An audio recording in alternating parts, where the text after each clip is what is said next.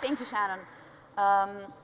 Hi, I'm Elena. I'm engineering manager on Google Play. I lead app distribution and developer console platform teams. I'm here to talk to you about how you can launch Smart on Google Play. So Ellie did a great overview of how you can develop Smart and do well while you're developing. I'm here to also tell you a little bit about what you do when you come to launching on Google Play. More specifically, I want to talk about rapid iteration and how you can iterate your app to higher quality and to a better market fit using some of the tools that we provide in Google Play Developer Console. I'm also going to talk about how you can analyze your app, how you can experiment with various things, both about your app and about your store listing, how you can optimize a number of different things, how you can localize, go globally, and in general, just kind of improve performance of your app on the Google Play Store. We're also going to talk a little bit about how you can really listen and hear what users are telling you about your app, and then how you can interact with them by addressing their feedback. And then we're very briefly going to touch on how you can monitor, how you can do all this on the go, and especially how you can monitor the state of your app on the go. So let's start with launching and iterating. I wanted to start with this quote we got from Michael Ritter, the SVP of Business Development at SGN. So they shared this feedback with us why they launched Genies and Gems on Android first. Basically, they told us that because they can iterate very fast on Google Play, because the publishing delays are are very low and publishing is very quick, they were able to kind of achieve very significant business outcomes. There is more of a quote. SGNs are very heavy users of beta testing, of store listing experiments, a number of different iteration tools and experimentation tools that I'll keep referring to in this talk. But kind of the interesting thing was also that they took a number of findings from kind of their insights from experimenting using our tools, and then we're also able to apply them to other platforms, which is a very efficient way of doing business. Okay, so as I go through this talk, I will be referring to various different stages of launching, and I suspect many of you have done this before. You have went through these steps. The first one would be beta testing. So that's when you have kind of the core flow of your app, the core idea of what you want to do, but you're still not ready to go very widely with it. You want to try it out with a few friends, family, maybe employees of your company, kind of some sort of narrow audience. The second step would be soft launching. So this is when you actually want to expose, you want users to get their hands on your app. They want them to try a few things. You want them to actually try to use it so you can measure some KPIs, like are users returning to your app? How are daily active users? How does retention look? How are kind of these basic KPIs looking about your app? At some point, you will, kind of when all of those numbers look really good, when users are, spending money or spending time within your app, you will want to launch. So kind of we will also talk about what are the tools that are helpful at that point. And then we'll also talk about what happens after that. After the initial launch, you still want to keep going at the app. You want to keep adding new features. You want to keep kind of making it better. And that basically kicks off this whole cycle again of kind of when you're considering new features that you want to beta test, that you want to soft launch, and eventually launch and so on. Okay, I'll start with beta testing first. More than 60% of the top 1,000 apps on Google Play are running a beta test right now. This has been a very, very popular tool. We have heard really great feedback from developers about it. You can run, as I mentioned, closed beta test with a very limited audience. You can run open beta test with a much wider audience where you can get much more feedback. I will not go into details about how each one of these work, what are the kind of different things about it, what are the things that are the same.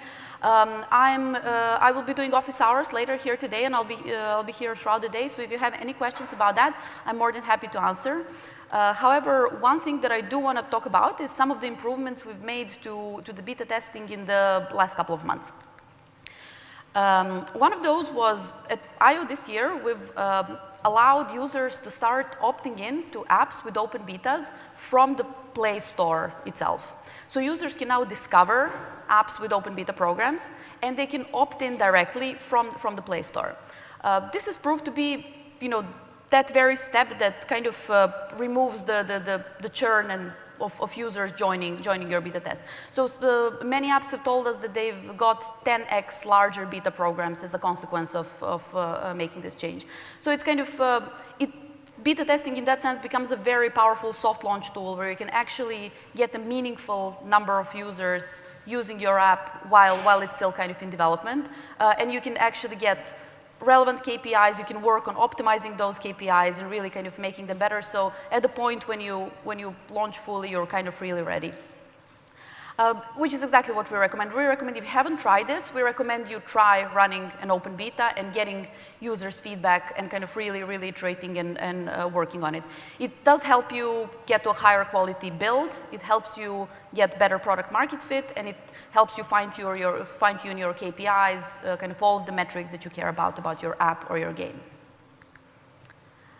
One more thing that we launched recently is private feedback from your beta testers. Again, beta testers can submit feedback directly from the Play storefront. However, don't worry, no one else gets to see this. It's just for you. You can see it in Developer Console. And these reviews don't affect your average rating. So it's a very safe environment for you to try out different things. It's okay if not everything works. It's better that you find out about that during the beta test than once you're launched to everyone in production. And another recent addition to the beta testing program is early access. So this is a new collection which we're now showing to users in the Play storefront, which features interesting apps and games that are still in development, but that are running an open beta test. Users can find them, discover them there, and then again, this is kind of another way that's bringing people who are interested, especially those users who are early adopters, who do want to try new things, who do want to, kind of, be the first ones to discover an app and to use it. They're the ones, kind of whose feedback you can basically get by being part of the early access program. If you do have an app coming out soon, please do reach out to us and mention that you would like to be part of the early access program. We are actively onboarding apps to it. There are a couple of, I will not go into details, but the developers that have been part of the early access program so far have shared really good feedback with us. They've told us that it really helps them, kind of, improve the quality again, kind of iterate, try out a lot of things in a very nice and quick way. And just kind of a couple of notes, my favorite feedback was from ReadFeed, which is an online book club, which was a part of the first batch of apps that were part of the early access program. So they've told us that being part of early access helped them identify new markets, so kind of what are the different things their app could be doing to kind of really be useful for more users. They've told us that they were able to identify a number of different bugs, a number of different feature requests that users really want. In addition to that, they were able to A/B test various different things within their app before they launched openly to everyone. And then finally, they were also able to build a community of very passionate users. These early adopters are users who they are the promoters for your app. They are the community that can really kind of create a lot of buzz about your app. So this is why this is another benefit you could get from this. And if all this wasn't enough to convince you that soft launching is a really good thing to try out, there are a few more things. Sometimes we hear feedback from developers who say that they would rather keep it kind of close and tight and then just do kind of a big bang launch. Keep in mind that you only get one chance to make first impression with your users. Obviously, you want to make the kind of the right first impression. And the other thing is, if you try out your app just with 10 or 50 users before you actually launch it, you risk kind of those users being your friends, maybe not being honest, or kind of not telling you like a lot of data-driven stuff of like how often they use your app, how often kind of they're returning to it and all that. So definitely consider something that's a little bit more scaled before you actually launch openly to everyone. Okay, a couple of tips on how to soft launch. Closed beta would be the first thing to do. You want to kind of, a smaller, limited set of people. You want to test out the proof of concept, the core game mechanics of, or the core app flows that are kind of important to you. Basic user experience, obviously you want to catch the crudest of crashes, and you want to get some open-ended feedback from your users. As a second stage, consider a soft launch that's still kind of a bit limited.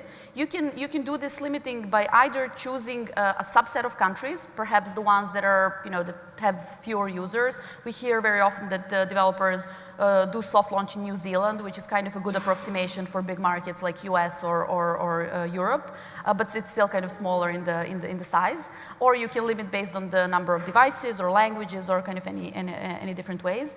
At that point, you can already start to track the metrics that you get. So at this point, you can already start looking at the actual data coming in, and rather than trusting people to write you a couple of lines of how they like your app, you can actually see it. Are they using it twice a day? Are they using it for an hour a day?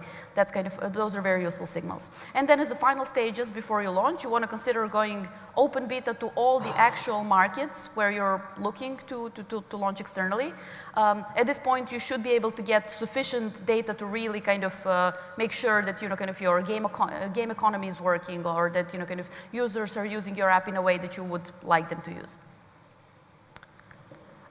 Okay, so let's slot in these two things that we talked about into our app lifecycle or our launch lifecycle. So beta testing and early access, it's important to keep in mind that they are useful all throughout of your lifecycle.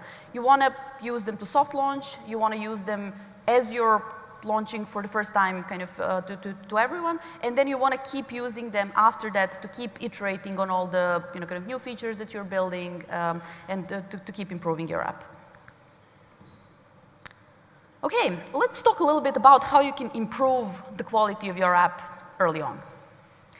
Ellie has talked about Firebase Test Lab, so I'm going to keep building on top of this. I'm going to talk a little bit more about the pre-launch report.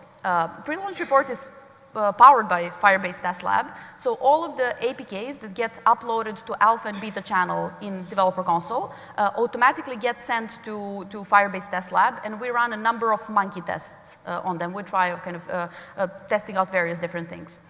And then kind of based on that, we generate a report which is shared with you within an hour of you uploading those APKs to Google Play Developer Console. The first thing that you want to check out in the report are crashes. We will run the tests on kind of couple of tens of devices. This is generally more than you can, this is probably more than you can do yourself while you're kind of developing all the time. So it's quite useful. It's automatic, it's free, so it just kind of comes in as a very nice, cheap way to detect these crashes early. In particular, you do want to catch these crashes before they turn into one-star reviews and kind of everyone knows about them. For every crash report, you will be able to see a stack trace, you'll be able to see device metadata, and then some kind of other metadata about the run and so on. The other thing that's part of the pre-launch report are screenshots. So this, as we do these monkey tests on your APKs, we take screenshots of kind of all along the way, and then we share these screenshots with you in Google Play Developer Console. This comes in pretty handy to see how your app looks on various different device screen sizes or DPIs or kind of anything like that. It also comes in pretty handy, as you can see in the highlighted screenshot, for testing out. We try testing out with a couple of different languages.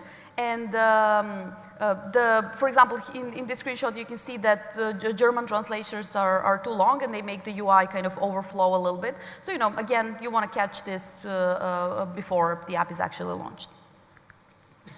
And then finally, we also share security alerts about the APKs that you just uploaded.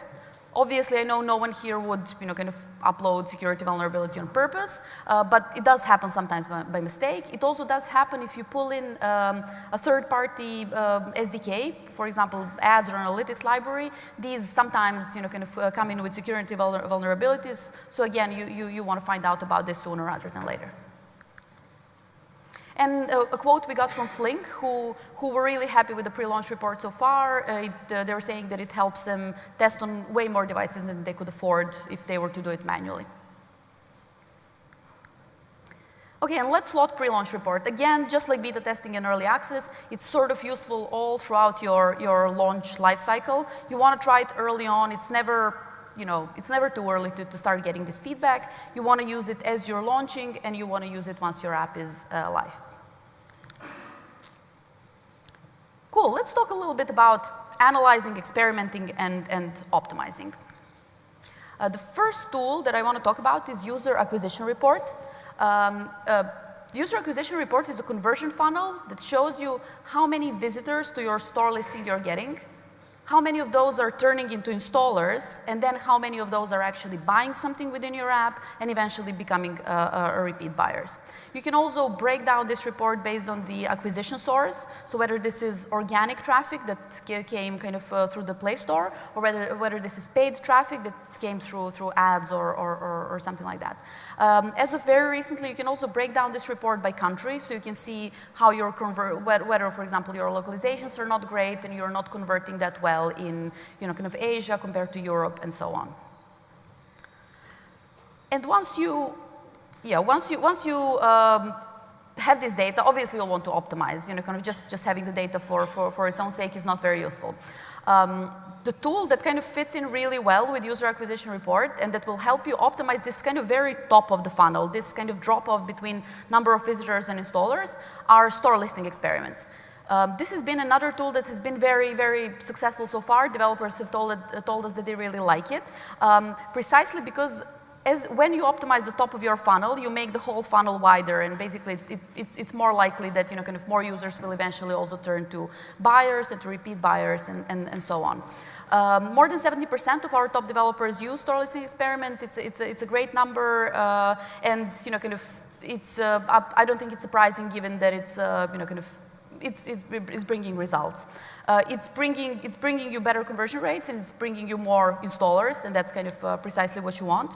The other thing is obviously the tool is free. The only thing that you need is a designer or a copywriter, so someone kind of who can actually work with trying to optimize your store listing and trying to kind of convert more users for you.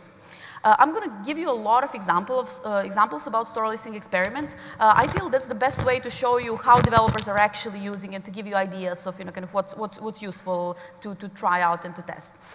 Here that I wanted to start with, here are Flare Games, who have run with a single icon test for their Royal Revolt 2. They have managed to increase user acquisition rate by 30%. So this was pretty good, like run one test, kind of, and be able to increase number of installers by that much. eRepublik Lab is kind of a little bit on the other side. For their launch of Age of Lords, they have run a string of different experiments, and they have ranged from +5% to +29% until have really kind of overall improvements to their acquisition rate were also pretty high. That was really good. Expedia is another interesting example. You would think Expedia is a well-established brand at this point, and that kind of experimenting with their assets wouldn't be worth it.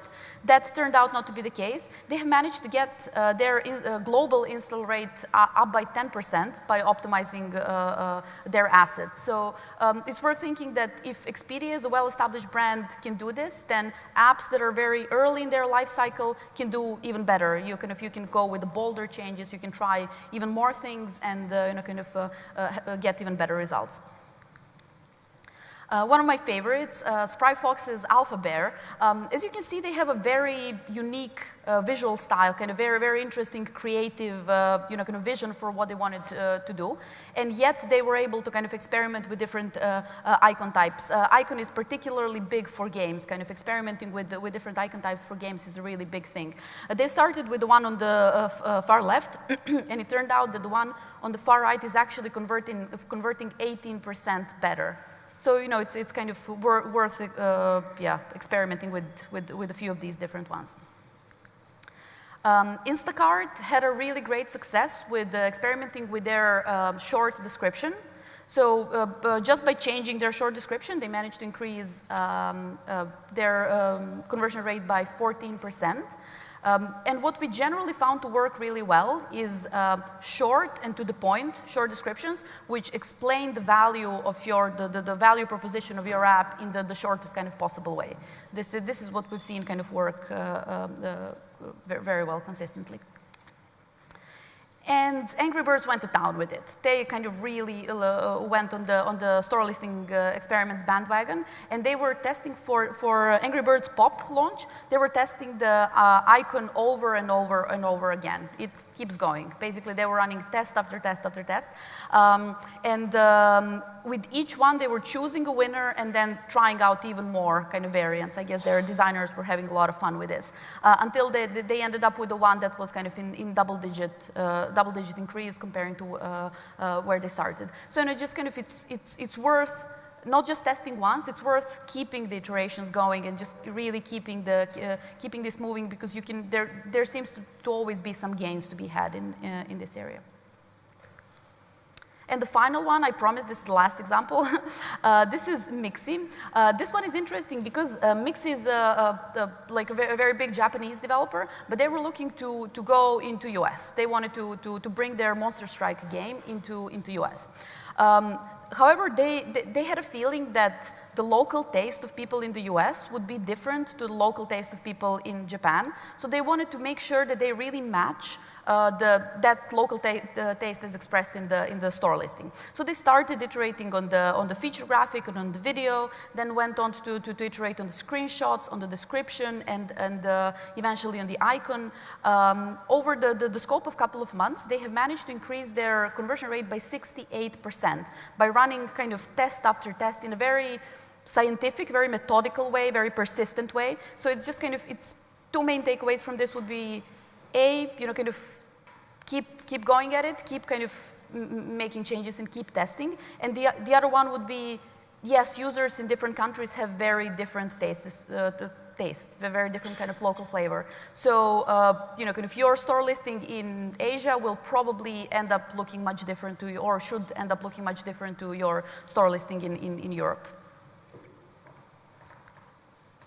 Okay, a couple of best practices.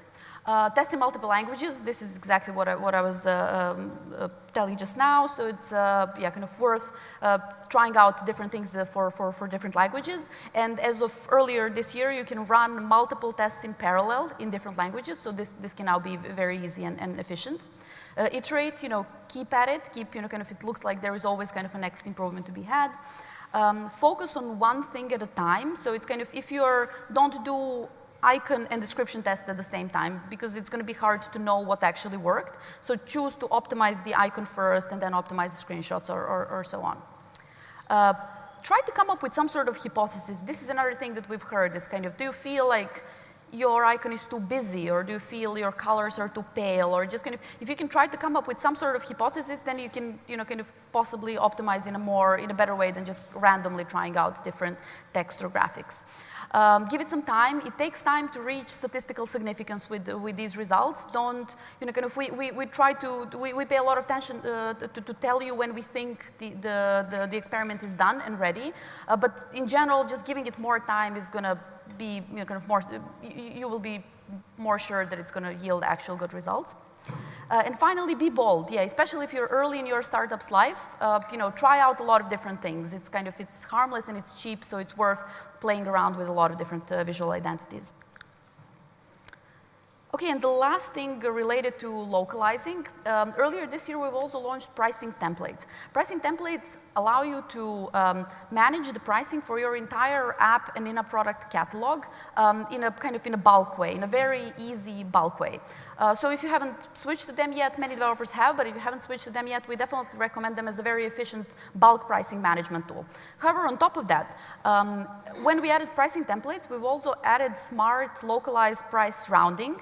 So for example, if you input your default price and auto-convert to all the 70 markets to which Google Play now sells using the latest conversion rates, we will do the smart rounding. So for example, you don't end up with 0.73 euros price, you end up with 0.99, or you don't end up with 182 Japanese yen, we would round that to 200 Japanese yen.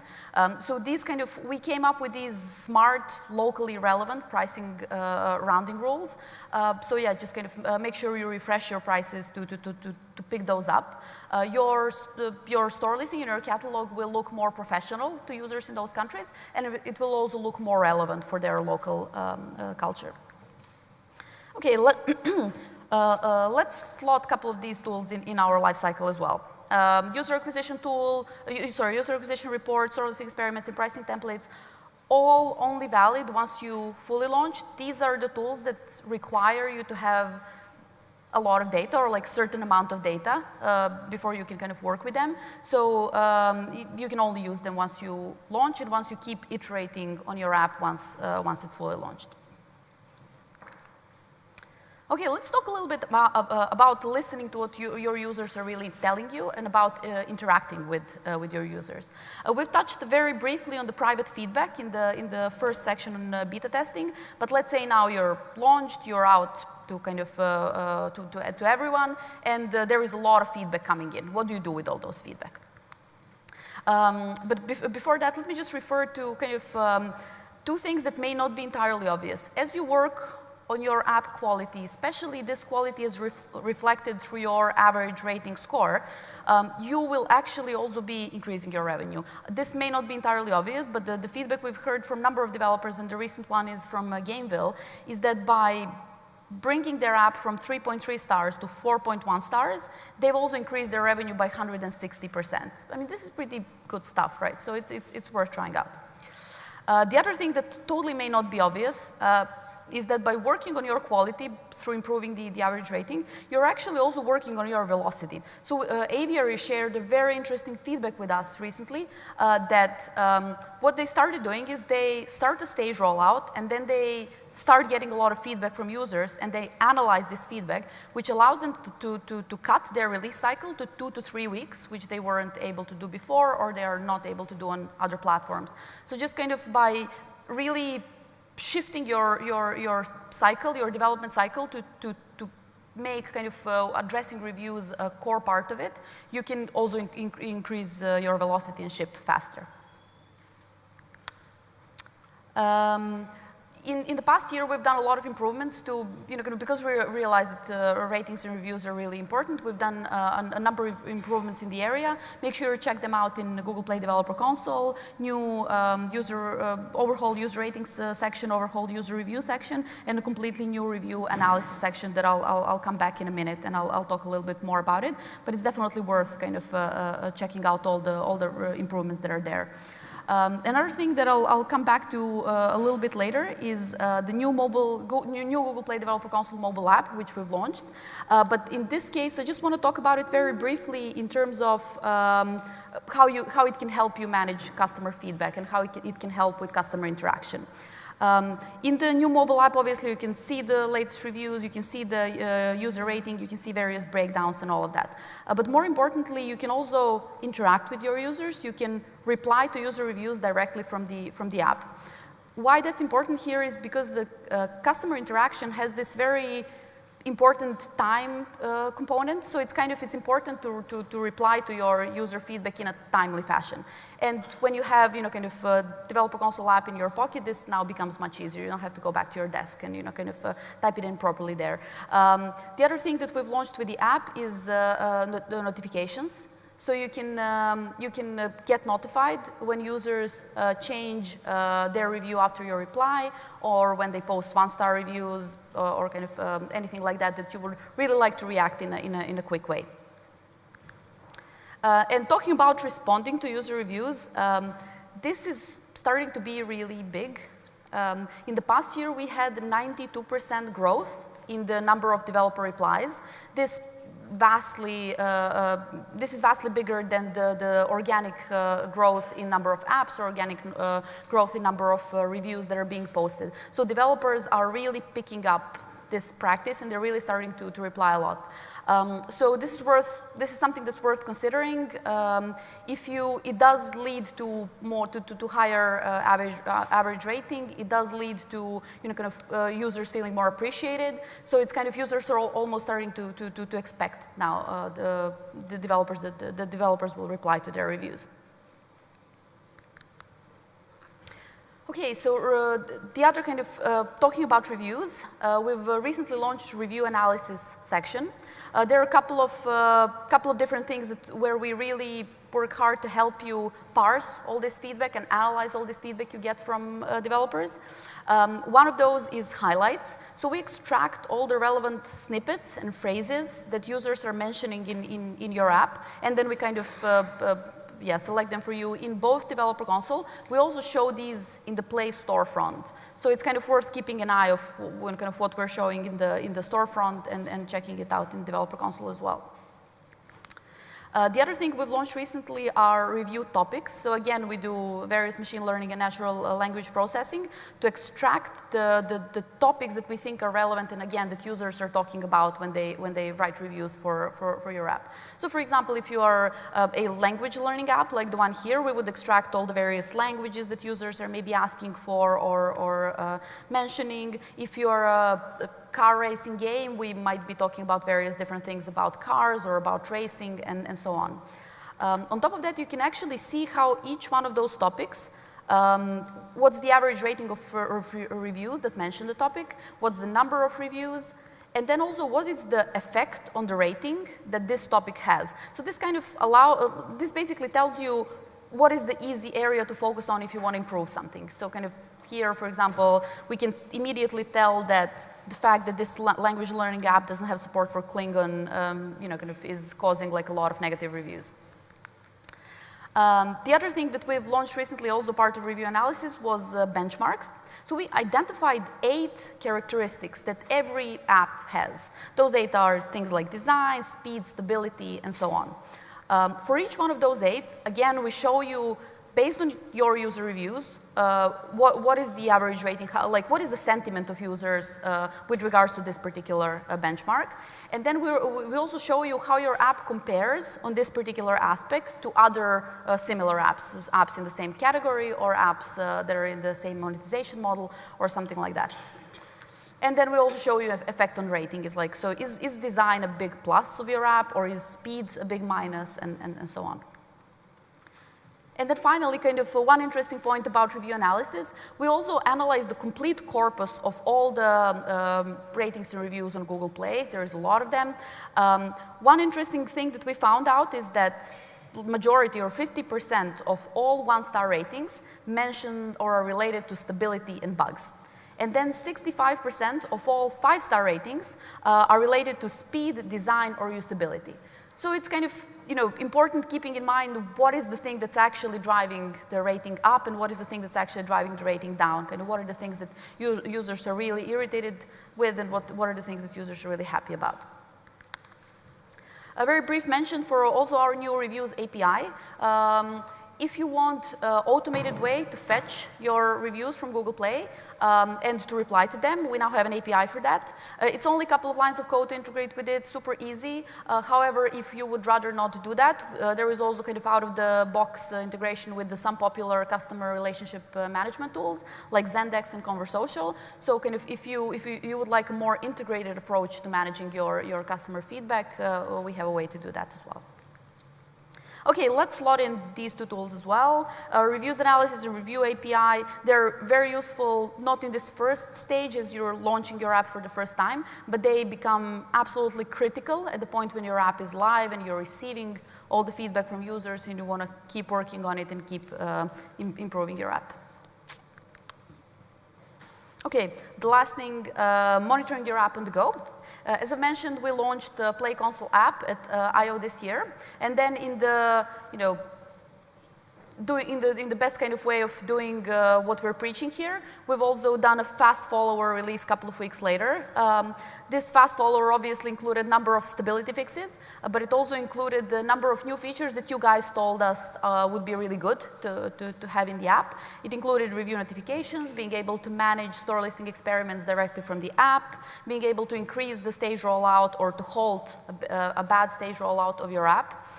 If you still haven't tried the app, please do. Send us feedback. We're reading it. We're actually reading it. We are kind of trying really hard to address it, and we want to keep adding new features to Play Console app. And one more mention of another app that we have, which is Playbook for developers, for you guys. This is the perfect place to keep getting insights about what's new in Google Play, to find out about new features, to get best practices, to get tips and tricks, in general, kind of a lot of advice on what is the best way to succeed on Google Play. Slotting these 2 in, we think both Play Console app and Playbook app would be useful all throughout your kind of launch lifecycle. So just kind of make sure you try them out. And I think that's everything I wanted to cover today. Thank you. Cheers.